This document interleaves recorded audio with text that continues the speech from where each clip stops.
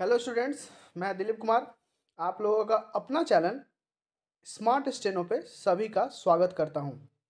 आज हम लोग प्रतिलेखन संख्या 49 को लेंगे। इसका टोटल 500 शब्द होगा और इसका स्पीड जो होगा वो 50 का स्पीड रहेगा और एक 80 का स्पीड रहेगा। जो अच्छा स्पीड लिखते हैं उनके लिए है और जिनका स्पीड कम है उनके लिए भी है अपना स्पीड को बढ़ाए रखने के लिए। तो वो भी 80 का ट्राई करेंगे, ठीक है। तो वो 80 का डायरेक्ट नहीं ट्राई करेंगे, वो यूट्यूब में एक सेक्शन आता है वहाँ से देखिएगा कम करके, ठीक है, 60 का 65 का 70 का, ठीक है, वैसे वहाँ से कम करके आप लोग अपना सेट करके लिख सकते हैं। स्पीड को हमेशा बढ़ाते रखना है, ठीक है। उससे पहले जाइए चैनल को सब्सक्राइब कीजिए, लाइक कीजिए, बेल आइकन को ऑन करना ना भूलिएगा। और जितने भी कैंडिडेट चैनल पे नए आए हैं चैनल को सब्सक्राइब जरूर कर लेंगे ताकि स्टेनोग्राफर से रिलेटेड जितने भी नोटिफिकेशन हो जाए, डिक्टेशन हो जाए, जितने भी आते हैं नोटिफिकेशन वो आप लोगों को जल्द से जल्द प्रोवाइड कराया जाए। और मेरे चैनल के द्वारा हमेशा आप लोग को देखते हैं कि अपडेट में रखता हूँ आप लोग को, ठीक है। तो आज हम लोग प्रतिलेखन संख्या 49 को स्टार्ट करेंगे। डिक्टेशन स्टार्ट होगा 5 सेकंड के बाद। स्टार्ट। सभापति महोदय, जिस भावना से मैंने यह बिल पेश किया है उसके महत्व को सरकारी और विरोधी पक्ष दोनों ने एक मत से अनुभव किया है कि देश में बेकारी की समस्या एक भयंकर रूप धारण कर रही है और इसके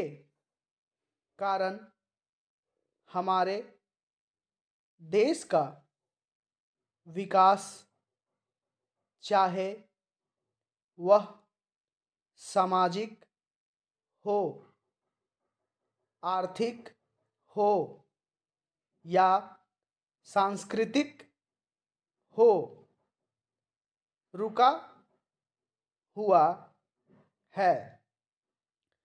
पिछले 55 वर्षों से इसी परिस्थिति का निर्माण होते हुए हम देख रहे हैं। मंत्री महोदय ने यहाँ पर अभी कहा कि राष्ट्रपति इस काम को नहीं कर सकते हैं क्योंकि यह उनके अधिकार के बाहर है।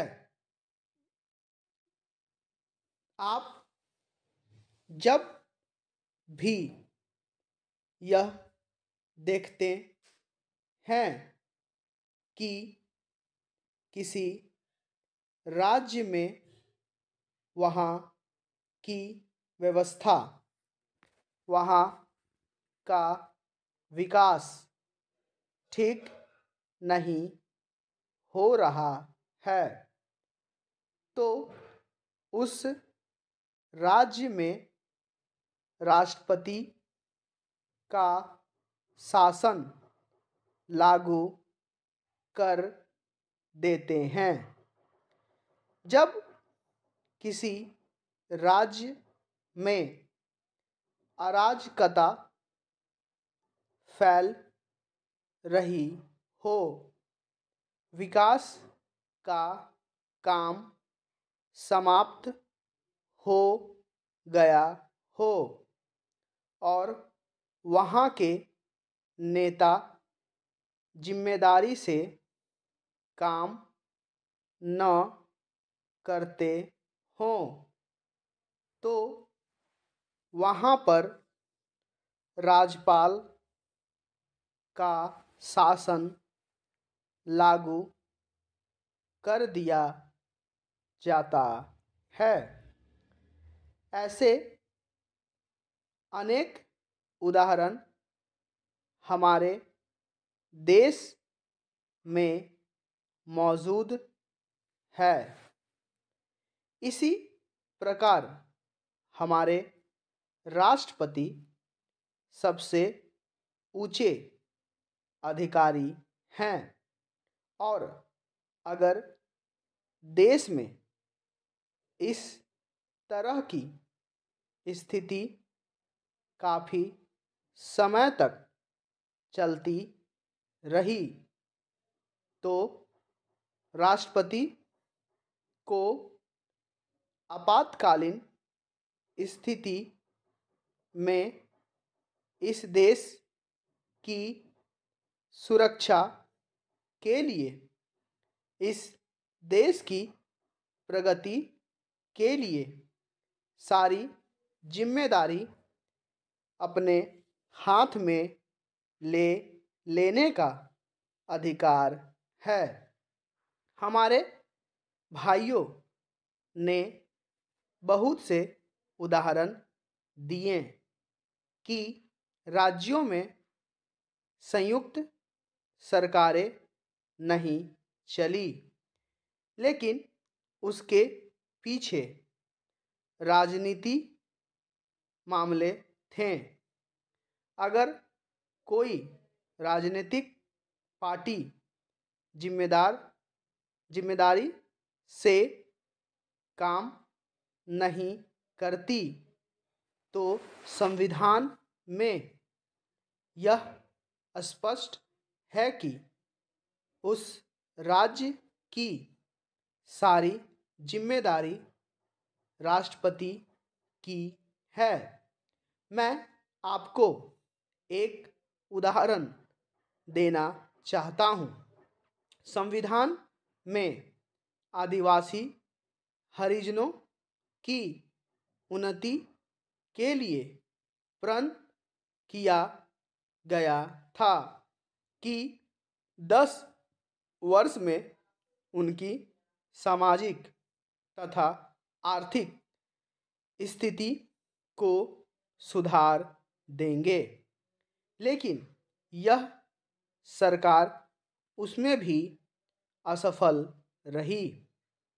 इस समय को 4 बार 10-10 साल के लिए बढ़ाया जा चुका है, लेकिन फिर भी उनकी आर्थिक और सामाजिक उन्नति नहीं हो रही है। इसमें यह सरकार बिल्कुल असफल रही है। पिछले सत्र में इस विषय पर सरकार के विरुद्ध अविश्वास का प्रस्ताव भी आया था।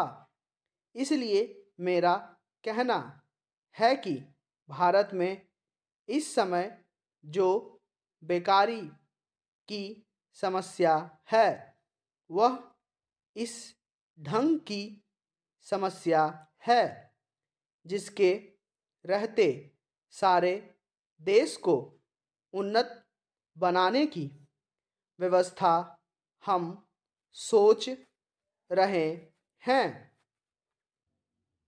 आज हमारे देश में कोई कानून ऐसा नहीं है जो इस चीज़ पर प्रतिबंध लगा सकता हो।